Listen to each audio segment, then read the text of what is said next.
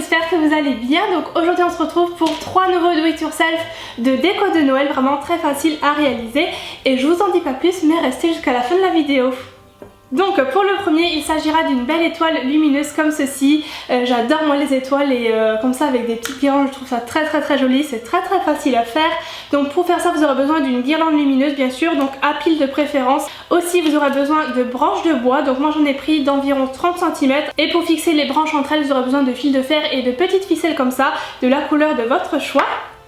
On va commencer par placer nos branches en forme d'étoile. Puis avec une ficelle, vous allez en fait nouer toutes les extrémités pour ne plus que ça bouge. Ce que je vous conseille c'est de faire d'abord un nœud et ensuite de venir faire plusieurs tours sur chaque ficelle pour que ça tienne vraiment très bien. Je place ensuite 2 bouts de fil de fer au centre, pareil pour pas que ça bouge. Et ensuite je viens prendre ma guirlande et la tourner tout autour en fait, tout simplement. Moi c'était une guirlande en cuivre, ce qui fait que c'était très maniable au niveau du fil tout simplement, donc je l'ai enroulé tout autour. Et une fois que c'est fait, vous avez déjà terminé, c'est vraiment très rapide à faire et je trouve ça rend vraiment très bien, que ce soit sur une étagère, sur le canapé ou même sur le bureau comme vous voyez, je trouve ça très joli aussi.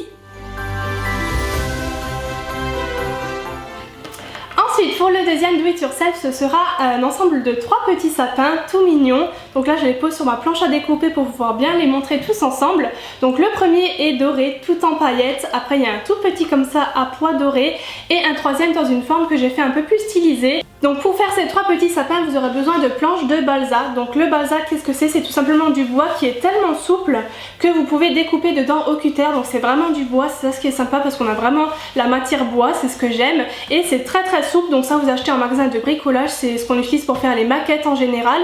Donc voilà, une planche de balsa. Avec ça bien sûr un cutter pour pouvoir découper vos formes. Ensuite si vous voulez mettre des paillettes comme moi, il vous faudra bien sûr un petit pot de paillettes et de la colle liquide de préférence. Moi j'applique la colle avec un pinceau, c'est beaucoup plus simple pour étaler ça sur le bois. Pour faire le dégradé blanc j'ai utilisé une petite bombe de peinture blanche et pour faire mes petits pois dorés, un petit Posca doré. Vous allez commencer par tracer votre forme avec le crayon à papier tout simplement. Je vous mettrai le modèle que j'avais trouvé dans la barre d'infos si je le retrouve. Et après vous allez découper tout ça avec votre cutter. N'oubliez pas de faire les deux côtés du sapin, un avec la fente en haut et l'autre avec la fente en bas, bien sûr pour pouvoir les assembler comme ceci. Ensuite vous allez prendre votre colle avec un pinceau, c'est beaucoup plus pratique je vous assure pour appliquer la colle, vous en mettez partout et vous allez y verser les paillettes, donc je vous conseille de bien enlever le surplus, sinon vous allez vous retrouver avec plein de paillettes un peu partout. Et donc voilà pour le premier sapin tout brillant. Le deuxième j'ai voulu lui donner une forme triangulaire pour que ça fasse une forme un peu plus stylisée et en fait j'ai pris ma bombe de peinture et j'ai vaporisé en fait sur le haut seulement en dégradé, je trouvais que ça faisait un effet un petit peu de neige très sympa. Et le troisième, c'est exactement la même chose que pour le premier, sauf en plus petit. Et celui-là, j'ai trouvé ça mignon en fait de lui faire des petits pois dorés comme si c'était des petites boules de Noël. Et voilà les 3 petits sapins ensemble que j'ai posés sur un socle en bois. Je trouve ça très joli. Bien sûr, vous pouvez adapter les formes et les couleurs comme vous le souhaitez. Et pour le dernier do it yourself, ce sera un marque-place ou je sais pas vraiment quel nom on donne à cette chose, tout simplement pour mettre sur la table en fait de Noël avec soit le prénom des invités pour les placer sur la table ou comme moi écrire le menu dessus. Je trouve ça très joli avec cette forme de reine. Pour ça vous aurez besoin bien sûr de papier, alors de préférence cartonné et de la couleur de votre choix. Moi je l'ai pris en bordeaux pour écrire dessus avec du doré, donc toujours mon petit Posca doré pour faire les écritures. Vous allez commencer par tracer un rectangle, moi il me semble c'était du 20 cm sur 15, vous le découpez et il faudra en fait tracer le milieu ensuite. Après vous allez prendre votre modèle, je vous mettrai aussi le lien en barre d'infos là où je l'avais trouvé et vous tracez les contours que vous allez découper avec votre cutter. Une fois que c'est fait, vous allez plier la feuille en deux sur le trait qu'on a tracé auparavant et vous allez rabattre les cornes du renne.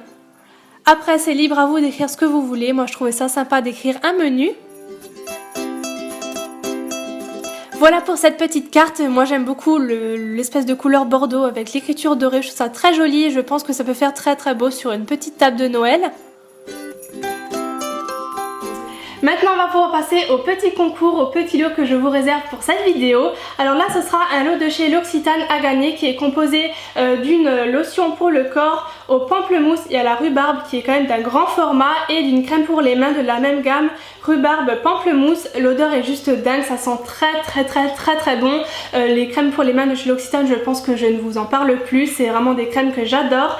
Et donc voilà, pour ce petit lot à gagner. Pour les conditions, c'est les mêmes que pour la vidéo précédente, ça se passe sur les réseaux sociaux.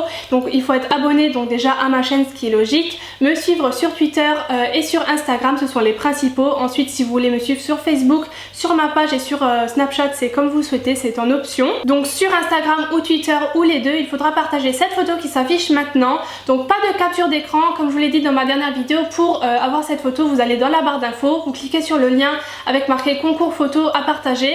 Ça va vous rediriger vers un site où la photo sera affichée directement en beau format, en bonne qualité, etc. Pour avoir une photo plutôt jolie à partager, je trouve ça plus sympa qu'une capture d'écran. Donc voilà, vous partagez cette photo sur les réseaux sociaux avec le hashtag concours Laura Makeup Tips L'Occitane. Il est un petit peu long mais voilà. Et vous me taguez aussi sur votre texte, donc je vous mettrai toutes les infos juste ici. Et puis voilà pour ça. Et puis vous pouvez aussi suivre L'Occitane sur leurs réseaux sociaux, je vous mettrai tout encore une fois en barre d'infos. Donc voilà pour ce petit concours, j'espère vraiment que ça vous plaît. Et pour cette vidéo aussi, n'hésitez pas à reproduire ces do it yourself et à me les montrer aussi sur les réseaux sociaux, je serais vraiment curieuse de voir vos créations. Et moi je vous dis à très bientôt pour une nouvelle vidéo. Bye bye.